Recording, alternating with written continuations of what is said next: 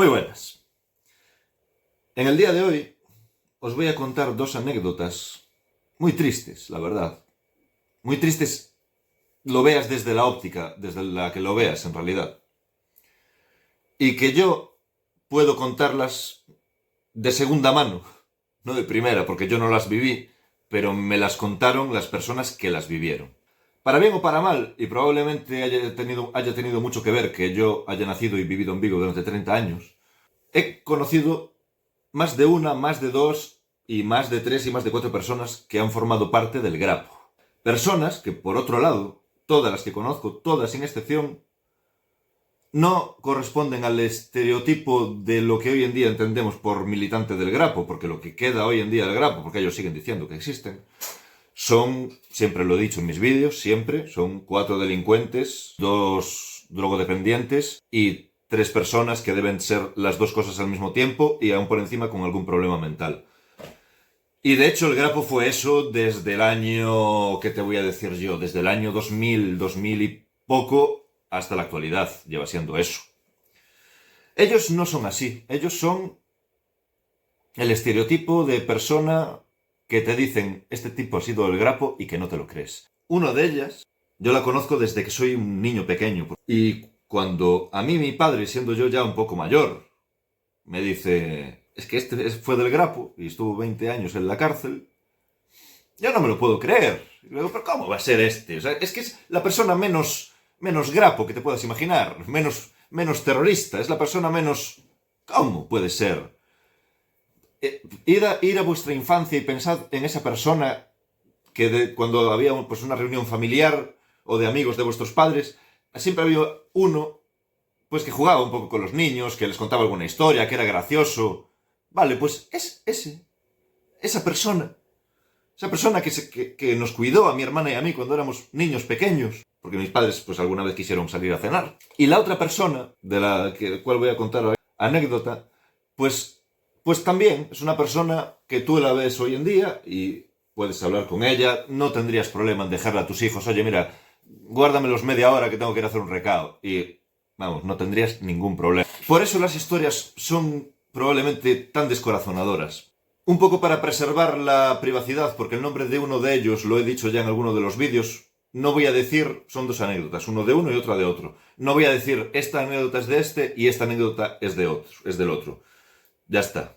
Simplemente quedaros con que son reales, que a mí me llegaron a través de ellos, y que son tristes porque, joder, porque ambos tienen 17 años cuando son detenidos y cuando sucede todo esto. No sé si 17 exactamente, probablemente creo que uno de ellos era un poco más mayor, un poco, 18, 19, pero uno sí que sé que tenía 17 años cuando lo capturan. Esto no solo es terrible por pensar que niños, chavales, ¿qué sabía yo con 17 años? ¿Qué sabíamos muchos de nosotros? Hay gente que sí que sabe, que tuvo que crecer, pero la mayoría de nosotros, ¿qué somos? A los 17. Por eso, muchos entran con 17, porque no saben, joder, tienen el sentido de la lealtad, del honor, de la justicia, de la rebeldía disparado, junto con las hormonas, junto con las ganas de aventura y de adrenalina. Entonces, ya no solo es descorazonador pensar que un niño de 17 años pueda hacer tal cosa, pueda coger una pistola y pegar un tiro en la nuca, sino pensar que una puñetera organización que pretende una cosa seria y que pretenden ser los buenos de la película en contraposición con la España malvada fascista, permita que niños de 17 años tiren su vida a la basura en una cárcel durante 20 años, en una edad en la que son tan vulnerables. Bueno, vamos con las anécdotas. Anécdota A. Al chico del que hablo le vamos a llamar Luis, por ejemplo. A Luis le llega la información de que hay un chivato dentro de la organización y creen saber quién es. Lo identifican, lo localizan, lo engañan, medio secuestran, se lo llevan a un monte que hay cerca de Vigo, muy cerca de Vigo, de hecho el monte está casi en Vigo, y allí le pegan un tiro y tal. Entonces la célula se mueve a Ourense, si no recuerdo mal. Bueno, pues este chico Luis, ese niño de 17 años, metido en el Grapo, va con su pistola dentro de los pantalones y pasa todas las noches por delante de una comisaría de Policía Nacional en la que hay un policía cincuentón, tal vez, fumando un pitillo, siempre a la misma hora. Fumando un pitillo, no hay nadie alrededor, a esa hora la calle siempre está desierta. Y entonces él dice, aquí tenemos un objetivo claro. Pasa varias veces por delante de él y por lo que sea, pues por un día porque está acompañado el policía, otro día porque hay gente pasando por la calle, por lo que sea, al final no lo llega a matar. Poco tiempo después, a él lo capturan, cae preso. Lo detienen, aparte él ya llevaba tiempo siendo buscado, ya había salido su cara en el periódico, ya había salido su nombre, él ya llevaba mucho tiempo en la clandestinidad, y entonces, bueno, cuando lo capturan, lo llevan a la comisaría de policía de Ourense y allí le pegan una paliza. No una, sino que a medida que los turnos van rotando, las palizas se van sucediendo, ¿no? Hijo de puta, claro. Me daba mucha rabia pensar en esas palizas, pero claro, también tengo que pensar que ese tío que yo tenía ahí al lado, en su época, pues si yo hubiese sido policía, igual me hubiese matado a mí. Si yo hubiese nacido 40 años antes, si yo hubiese entrado en la Policía Nacional, si yo hubiese sido aquel policía que fumaba en la puerta y el día que estuve acompañado no lo estuve y él me pudo matar, me hubiese matado. Bueno, pues si no lo mataron a él en la comisaría de Policía Nacional, fue porque hubo un policía que intercedió por él, que fue este policía. Este policía que fumaba en la puerta y que él quiso matar y no pudo. No lo mataron porque, bueno, porque él vio que era un niño, que ya estaba machacado, que ya le habían pateado la cabeza, que ya tenía todo reventado y impidió que le dieran una nueva paliza y por encima llamó, no al médico forense ese que está en la policía, llamó a un médico de verdad y lo atendieron. Así que bueno, qué doloroso, ¿verdad? O sea, a mí me pasa eso y yo creo que le pido a la gente que por favor que me mate. A quien sea, por favor. Yo no puedo vivir sabiendo que la persona que me ha salvado la vida es la persona que yo quise matar porque sí, porque era policía y ya está. Hacía unos pocos días. Historia B. También un chico de 17 años, es otro chico de 17 años, a este le vamos a llamar Julián, por ejemplo. A la célula de Julián llega un chivatazo de que va a haber una redada y que van a caer un montón de compañeros. Entonces, muchos de la célula, porque era una célula bastante grande, huyen a Portugal. Pero Julián, que fue una persona siempre honorable, no se quiso ir porque había un compañero que estaba herido, que estaba enfermo y que no se podía escapar. Entonces él no lo quiso dejar solo, aun a sabiendas de que iba a caer, porque él también había salido su cara en los periódicos, su nombre, junto con los de otros compañeros, muchos de ellos los que habían escapado. Bueno, lo capturan. Entonces, dentro de las cárceles, el Grapo estaba muy organizado y, entre otras cosas, ellos no pedían perdón, no se arrepentían, ellos se consideraban presos políticos, entonces tenían que cumplir íntegra la condena. Este tuvo movidas, yo ahora no recuerdo exactamente si la movida era porque él quería pedir perdón para no comerse la condena o él quería convencer a los que estaban pidiendo perdón de que no lo hicieran, no lo recuerdo. El caso es que el Grapo, esto yo no sé si lo sabe mucha gente, el Grapo, para que los de dentro siguiesen funcionando, porque esto tampoco sé si lo sabéis, pero el Grapo hubo un momento que dijo, debe de haber dos direcciones. La dirección que está dentro de las cárceles y la dirección que está fuera, la de fuera donde estaba, en Francia, viviendo la vida padre, amigos. Amigos, el famoso camarada Arenas, el preso más viejo de España, porque no sé qué, y el... Camarada Arenas era un psicópata, probablemente, y un jeta.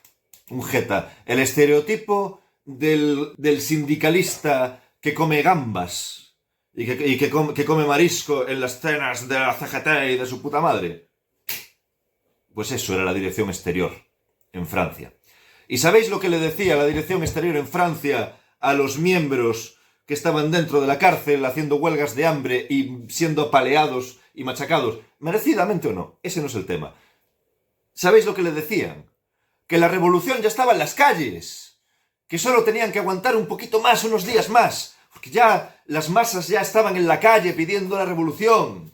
Que ellos buscaban una revolución maoísta, además. Fíjate la pedrada. Maoísta. Ellos eran maoístas. Y buscaban una revolución para hacer de esto una república soviética, al estilo duro, ¿eh? Y les decían eso, que ya estaban en las calles, que ya estaban tomando el poder, que ya había zonas de España que ya habían caído, que ya eran comunistas, que, que ya había cárceles que estaban liberadas, que ya había compañeros que estaban en las cárceles presos en otros sitios, que los habían liberado. Tócate los cojones, tío, y estos viviendo la puta vida de puta madre en Francia. Perros, que sois unos perros. Para que luego esté el Pablo Hasél y toda esa recua enarbolando, así como diciendo pero sin decir. Yo soy del Grapo, pero sin decirlo, porque claro, pero queriendo decir, es del Grapo, hombre, pero ¿qué es el Grapo? Si ya lo he dicho.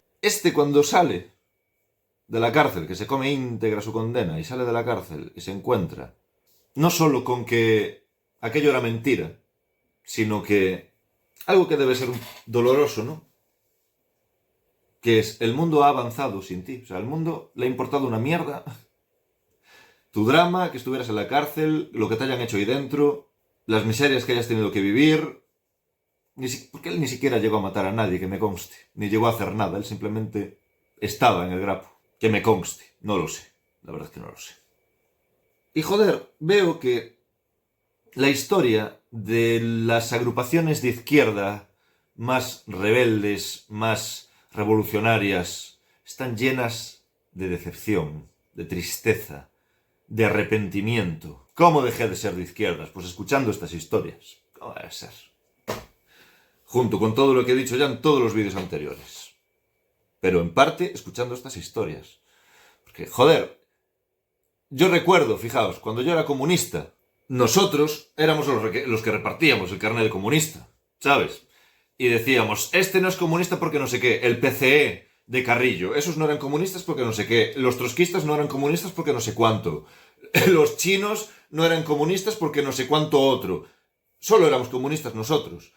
Pero bueno, ¿quiénes también eran comunistas? Pues mira, los del PCR. El PCR era el partido político del Grapo.